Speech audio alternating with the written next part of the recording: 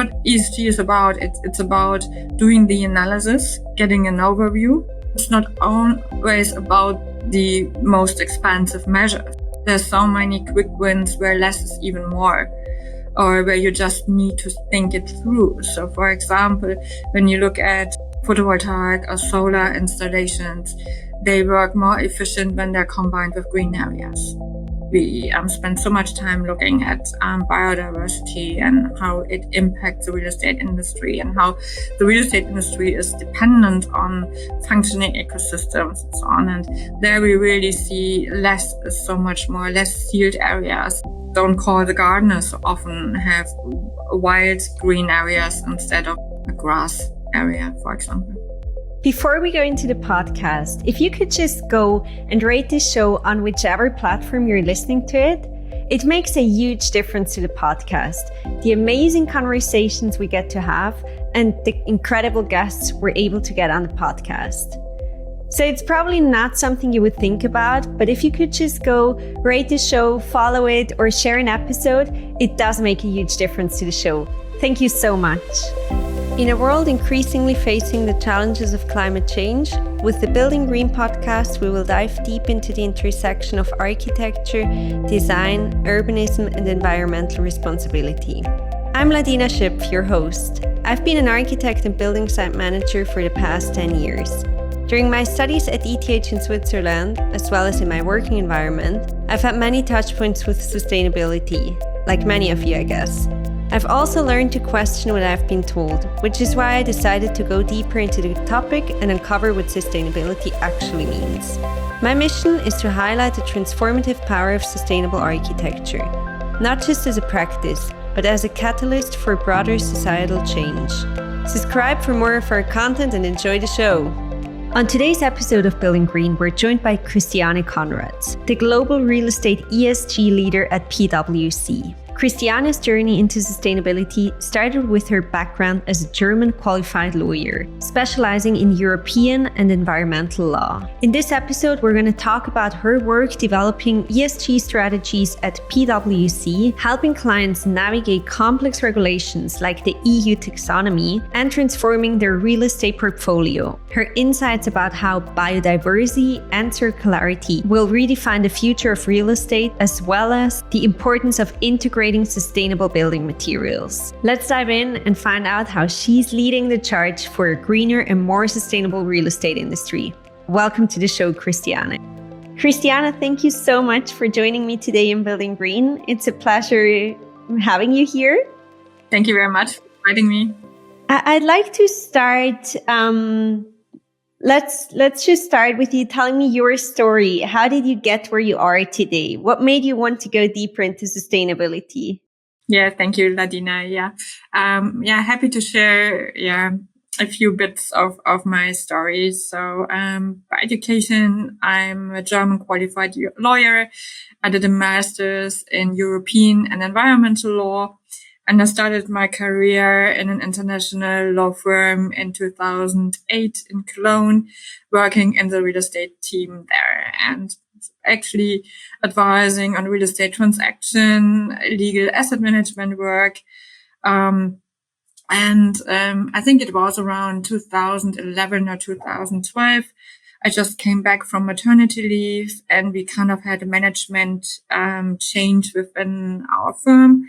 And we had a new location head at the time, and he kind of suggested, okay, that each one of us should really look at the focus area to build his own case, and also to find his or her selling point. And that's when I really kind of started, okay, so I'm really interested to look at green building topics, so on. And then I had the great opportunity also at DLA Piper, which was a firm that I was working for, to lead some interdisciplinary working groups with clients of us, and with property management company, facility management companies, the German company of the BREEAM in use, or BREEAM scheme, Green Building Certification Scheme. And it was great to at the time to develop concepts for green building management.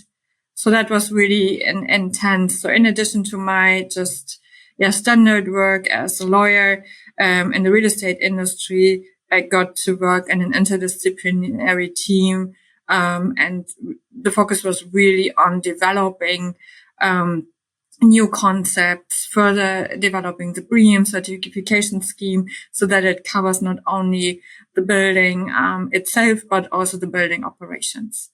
So, and then the group got bigger and bigger. In 2014, we were even awarded for the Immobilien Manager Award in Germany. And in 2015, we got the chance to roll it out to green leases. So that's actually the story, how I came to green building. Yeah. And what does your current role look like as the global real estate ESG leader at PWC? Yeah, I joined PWC in 2018 in London.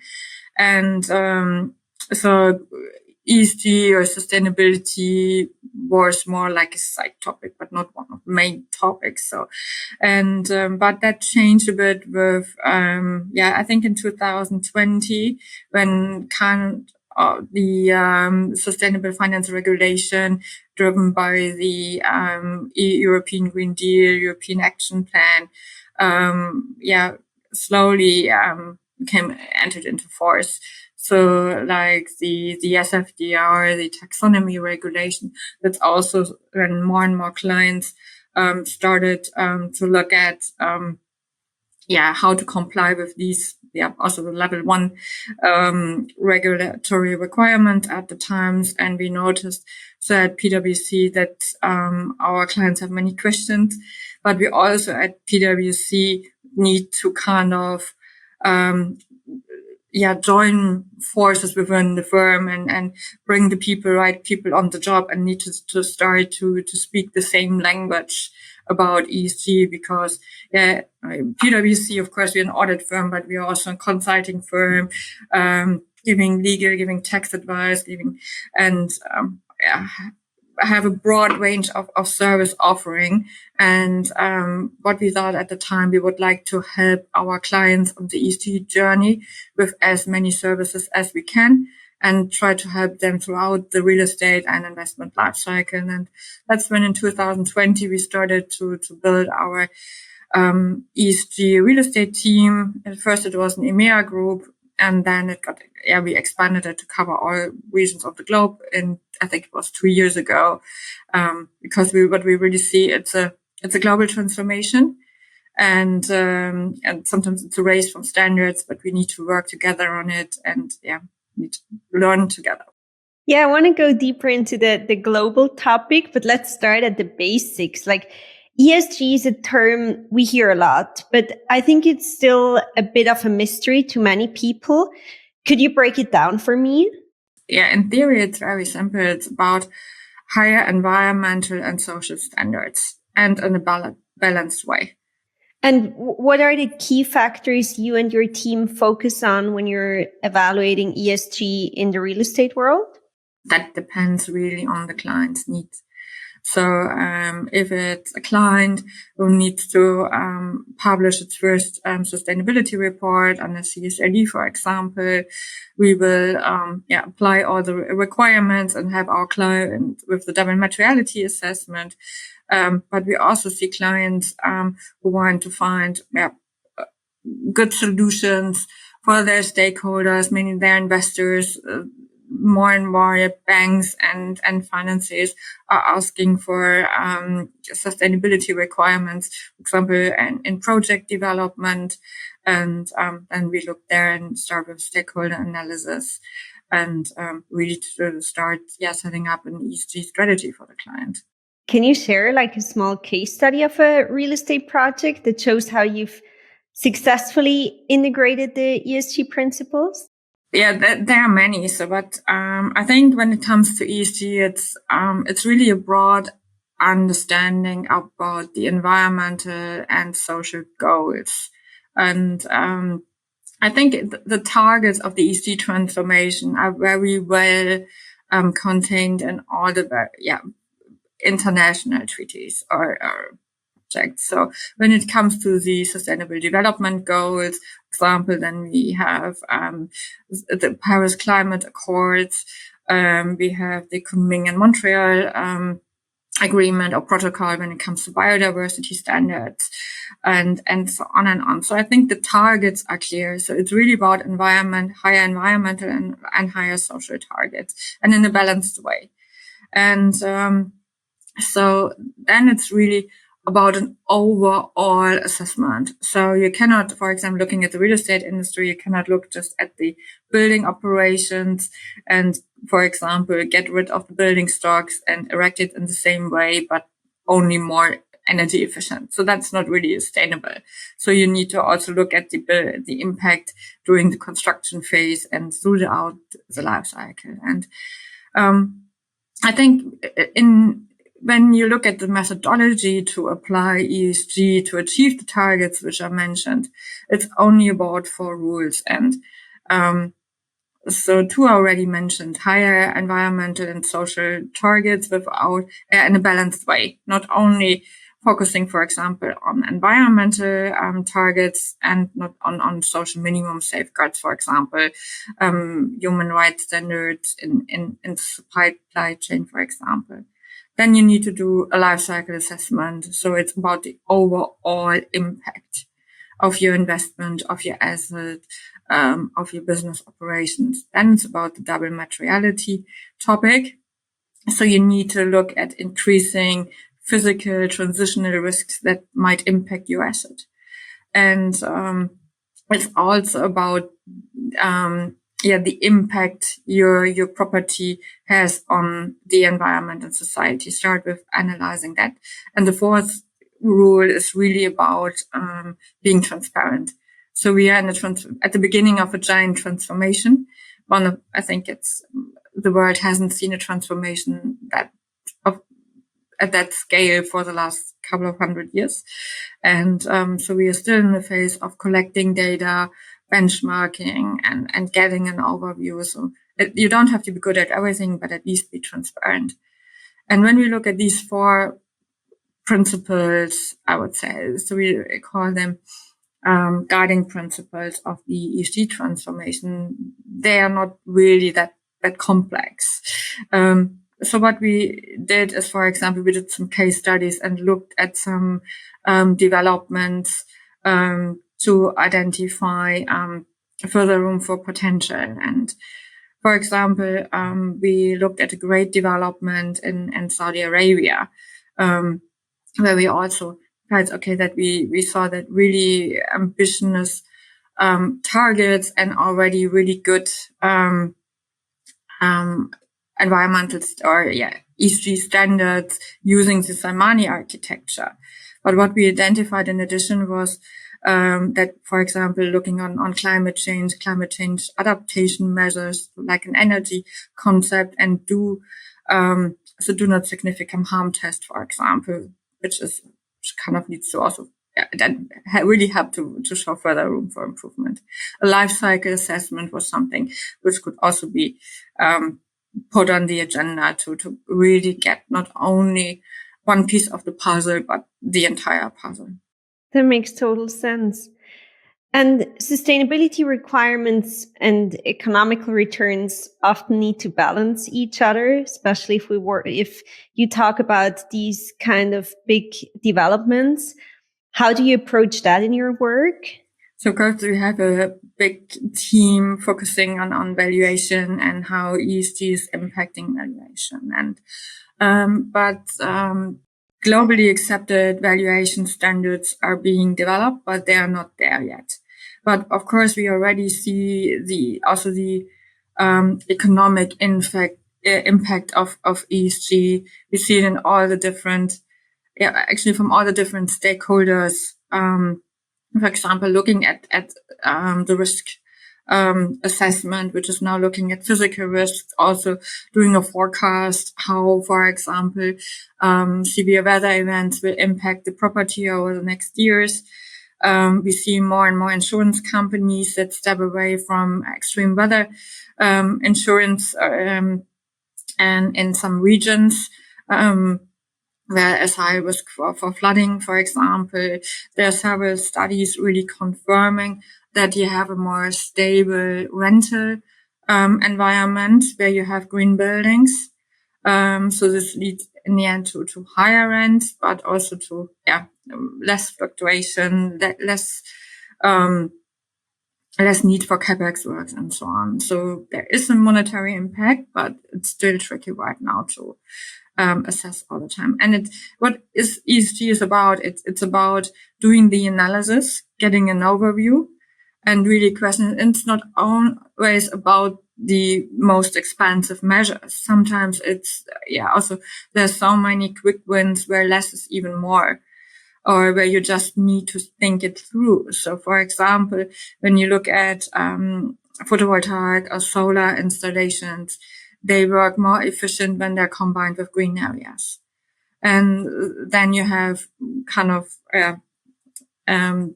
maybe the wrong saying, but you kill two birds with one stone.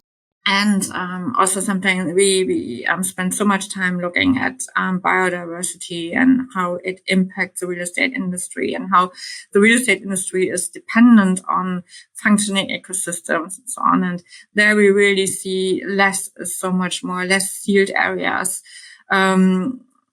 Just don't call the gardeners so often, have wild green areas instead of a grass area, for example. It's interesting that you mentioned insurance companies, because a few episodes ago, Professor Hisham mentioned in Manchester, they were having huge problems because they weren't taking care of the green roofs. So they would get brown and the fire risk was immensely increased, and insurance companies didn't want to cover green roofs anymore. It's tricky. So, of course, it needs to be done. We have so many, and based in Germany, so we have so many regulations looking at health and safety and things. And, but then I think that will change. So, I think that the main targets also of the ESG transformation, so like climate change mitigation, climate change adaptation. We won't tackle the climate crisis without tackling the biodiversity crisis, and protection of water, marine resources, and so on. And I think what is required is an overall assessment. So then the solution cannot be we won't insure it anymore, but maybe the insurance conditions will kind of require that, the green roofs are being maintained in an adequate way. So beyond financial returns, how do you measure the impact of your sustainability initiatives? Like, what metrics or KPIs are most important to you or your team? That also depends completely on the client. So it's ambitional. So then, if you follow green building certifications, then you have there the specific, data sets and KPIs that need to be complied with. Then you have all the various sets as a consequence of CSRD reporting. So there is not one set, not one size fits all solution. So it's really you need. We are being called many times to say, "Oh, do you have a checklist? Can you just give it to me, and then I'm safe when it comes to ESG?" And I think every client needs to do his or her own homework. So it's really about getting your ambitions right, because also many regulatory requirements, not all of them are mandatory. Some of them are voluntary or leave room for interpretation. So you need to know how high you want to jump, or then you need to understand your stakeholder needs. What they expect from you, your tenants, your investors, for example. So that's an exercise you need to do. And then you need to do a thorough risk analysis. And that also depends a bit. So we're looking at the real estate industry. So each location, each property is different. And also that's something you need to do on an individual scale to define the data that you need to collect. And at what stage do you usually come into the project? That also completely depending. It's from client to client, from project to project. Sometimes it's very early, or you have an Article 6 fund under the SFDR, and the investors would like to have an upgrade to an Article 8 or Article 9 product, and then you come late in the fund life cycle, or you come in as a think more and more project developers are looking at ESG requirements, because sometimes it takes so long from the start of the planning phase to completion. Sometimes it's 3 to 4 years. And the ESG transformation happens really fast. So they say, okay, no one told us about biotaxonomy 4 years ago. Can you give us an overview on what you think will be relevant in 4 years, or even longer, even much further in the future? Because you not only think, okay, to think about as a project developer, what will my first customer look like, the first buyer, but also how long will he hold the property, and when will he exit from the investment, for example. And then you need to already comply with the future requirements for at least in 8, 9, 15 or 20 years. I also imagine pushing for sustainability, especially in such a large organization, isn't always easy. What are some of the biggest challenges you face, both within PWC, because you were there from the beginning, let's say, and with your clients? So I think at PwC it was great. So we built a platform, for example, in Germany. This is part of the sustainability platform. So we really saw at an early stage, I think, the need from client that we need to have integrated sustainability teams from all the different disciplines and service lines. And but what the challenge is to really kind of connect all the dots of all the various experts and things. So because ESG is such a broad topic, and to always find the right guy or girl for the job is something that you need to keep in mind. And of course, with ESG, it's not you cannot do it all at the same time. So you need to do it step by step and in a pragmatic approach. I think the first thing is to get a common understanding on what it actually means, where it's heading, and then it can have a really positive impact on the working environment. And we experienced that so many employers became really enthusiastic and were one of the main stakeholders driving the ESG transformation outside clients, because they said, okay, we want a part of it. And sometimes it's about thinking about outside the box. It's about doing the right things. And, but that only works if they have room to be creative and to educate themselves. And you need to have a trial and error approach.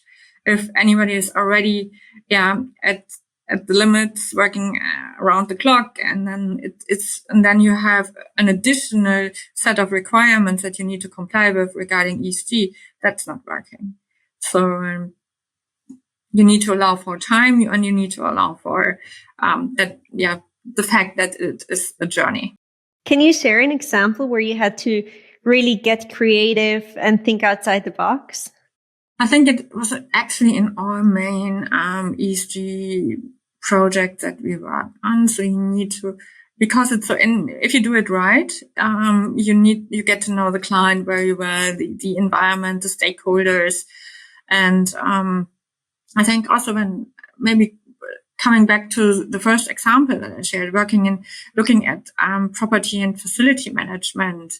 So we really had to sit down and think, what is the intention of the, the ESG compliant building management services, in addition to being facilitating environmental standards and social standards. And in the end, it's about the user and user satisfaction. And there you need to find creative ways and think out of the box how to involve the tenant, and not just management of the tenant, and but to really the people working in the building, and bring it together with the people from the facility management, that they speak together. And then you can really have efficient and sustainable building operations. And that's something also looking at the legal frameworks, where you often, so particularly with long-term lease agreements where the lease is 5 to 10 years, landlord tenants don't speak too much very often. If you're an anchor tenant, then you maybe have one meeting with the landlord each year. But from an ESG perspective, that's not working anymore. So you need to think of the lease agreement, for example, as an additional service offering to the tenant. So I can educate the tenant about more sustainable, products, for example, also what it can do itself to have more, sustainable business operations. And there's so much know-how, for example, also available at the facility management, that can be of benefit to the tenant. So that's something where we said, okay, so that's just, it would be a shame if no one would use it. So that's where we really started to find some ideas how to bring these different parties together. If you're enjoying the show, I have a small favor to ask that would mean the world to me. By rating and sharing the podcast, you're helping us grow and spreading our mission of making sustainability really desirable and cool to a wider audience. Besides of that, imagine impressing your colleagues with the latest insights on sustainable architecture. So make sure you follow the podcast and become the most informed in the room. Thank you so much for your support. And how do the sustainability challenges you face vary across the different regions? Like, for example, how do the priorities differ between markets in Europe, Asia, and in the US?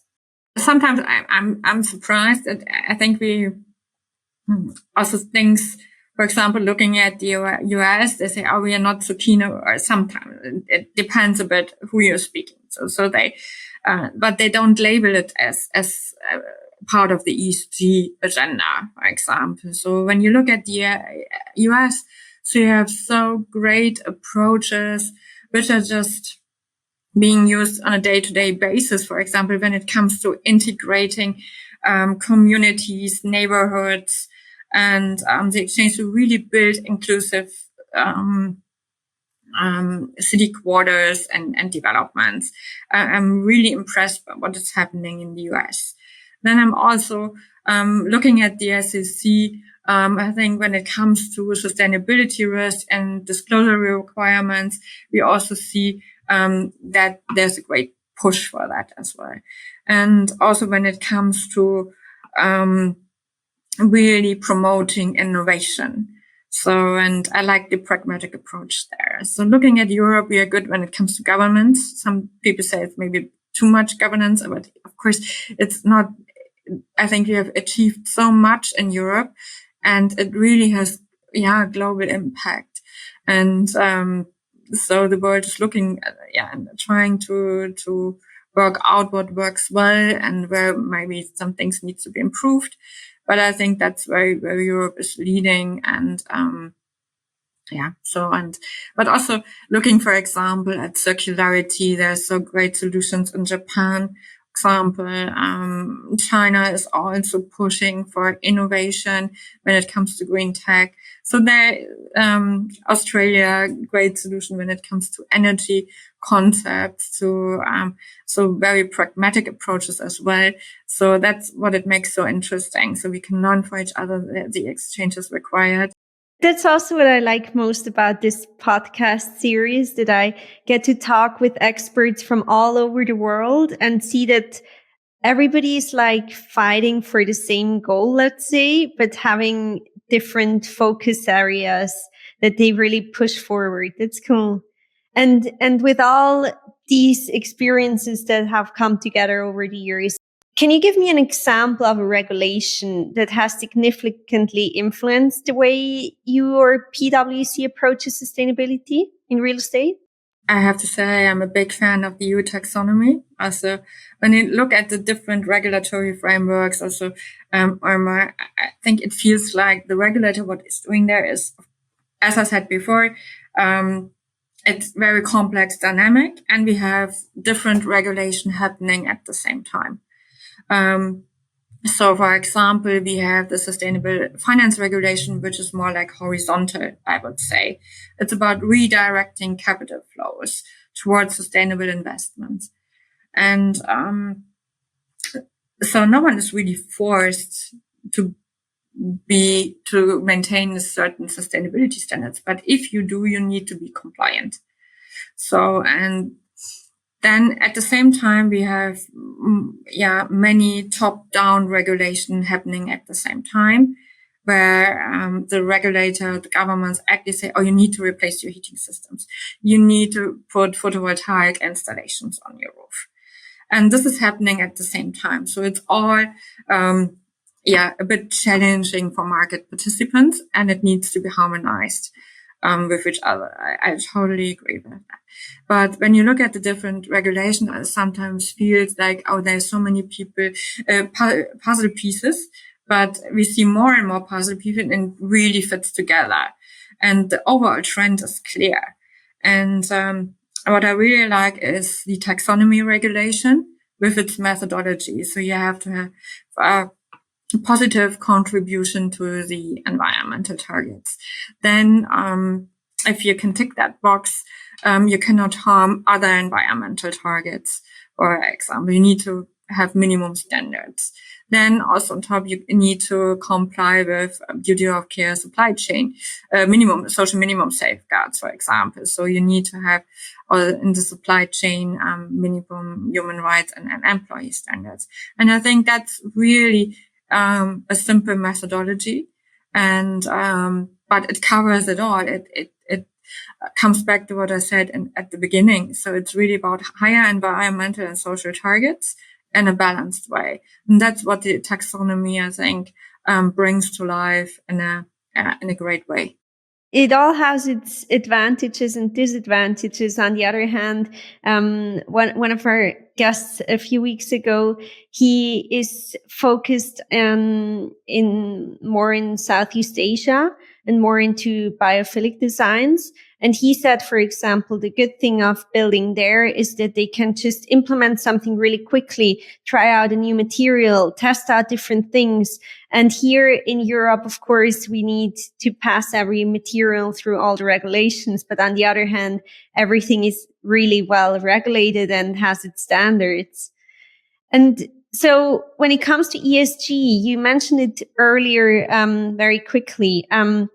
But how do you engage with the different stakeholders like clients, governments, communities to really ensure the alignment and drive a meaningful change? I think you need to stay in touch, and you need to listen. And then it's about, again, about speaking the same language. And I think the targets, are clear. So, and now it's, about finding a way to achieve them together. And changing the topic a bit, how is technology influencing the push for sustainability in real estate? So we won't tackle the challenges, that we have of the entire transformation without digital solutions. But you need to do the exercise before. You need to know your ambitions. You need to know your stakeholder requirements, and then set yourself a strategy. And then for implementation, of course, you need the various digital tool solutions. And Christine, can you debunk one common myth related to sustainable real estate? We covered the topic. It doesn't need to be expensive all the time.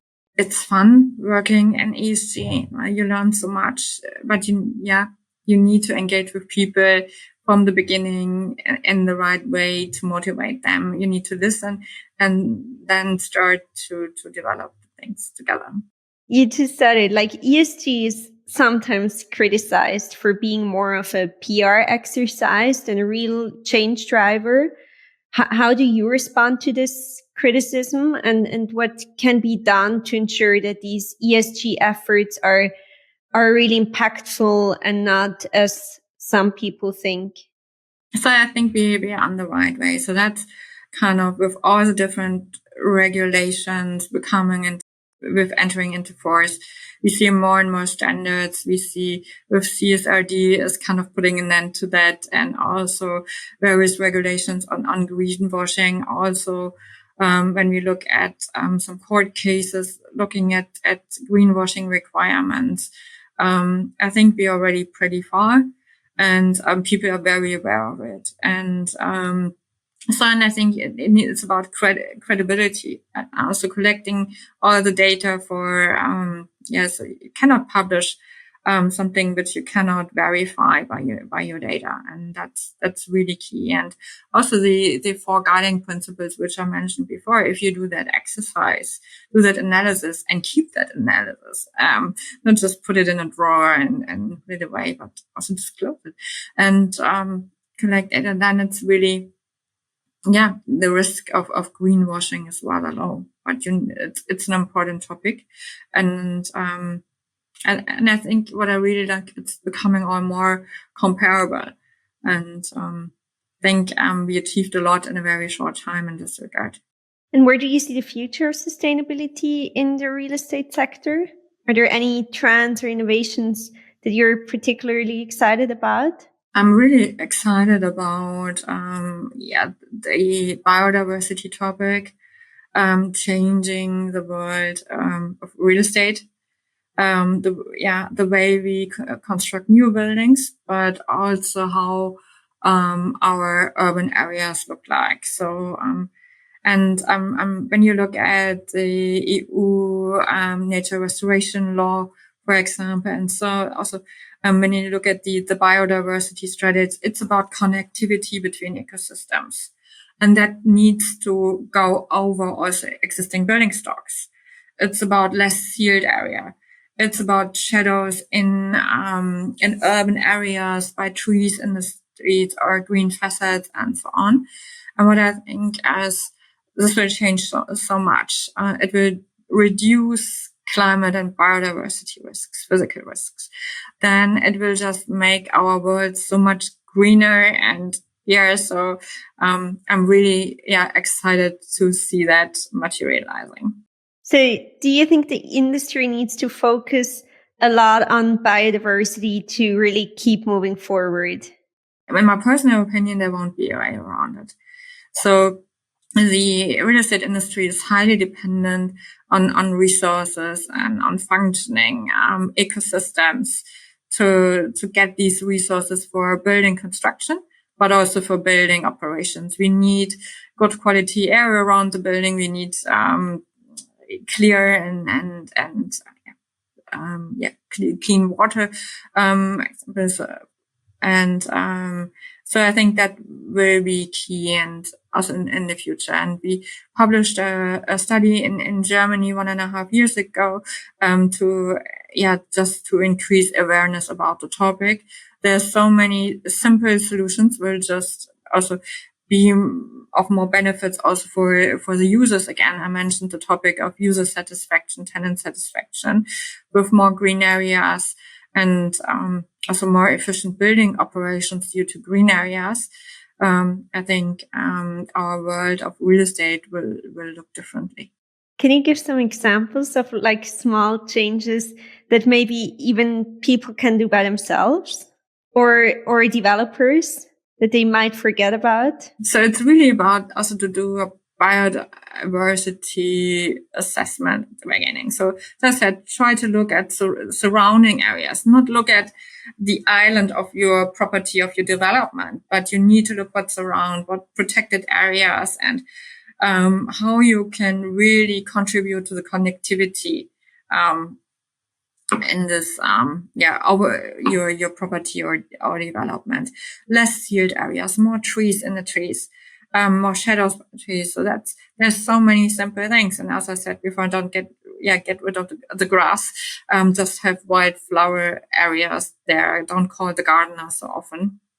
So many things, I would say. Also, when you look at I think also in particular in Singapore, there's so great examples.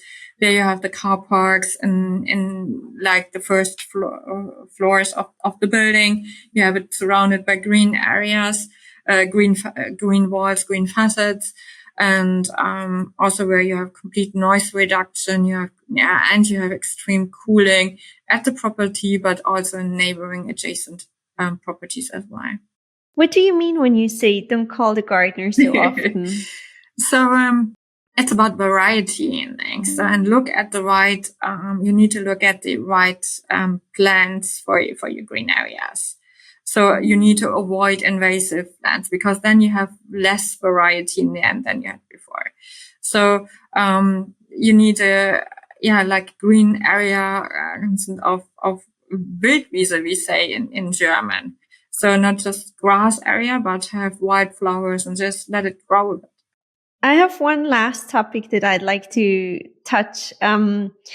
It's about construction materials. So wood, concrete, steel, glass. What are the sustainability standards or requirements that you prioritize when it comes to construction materials?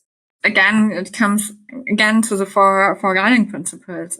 You need to do a comprehensive assessment. See what materials will really contribute to higher environmental standards and also benefit the user of the properties, and comply in the supply chain, for example, with minimum standards regarding human rights, employee rights.